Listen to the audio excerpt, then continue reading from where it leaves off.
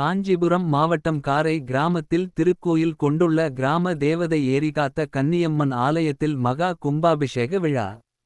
காரை கிராமத்தில் திருக்கோயில் கொண்டுள்ள கிராம தேவதை ஏரிகாத்த கன்னியம்மன் ஆலயத்தில் மகா கும்பாபிஷேகம் விமர்சையாக நடைபெற்றது.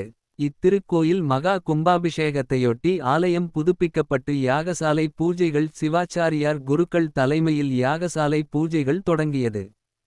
மகா கும்பாபிஷேகத்தையொட்டி யாகசாலையில் மகாபூரணாகுதி தீப ஆராதனைக்கு பிறகு புனித நீர் குடங்கள் மங்கள மேள வாத்தியங்களுடன் ஆலயத்தை 4 பிரகாரங்களை சுற்றி வந்து கோபுரங்களுக்கு சிவாச்சாரியார்களால் எடுத்துச் செல்லப்பட்டு மகா கும்பாபிஷேகம் நடைபெற்றது. பின்னர் மூலவர் பரிவார தெய்வங்களுக்கும் சிறப்பு அபிஷேகமும் அலங்கார தீபாராதனைகளும் நடைபெற்றது. மகா கும்பாபிஷேகம் காரை ஊராட்சி மன்ற தலைவர் வள்ளி செல்வம் தலைமையில் நடைபெற்றது.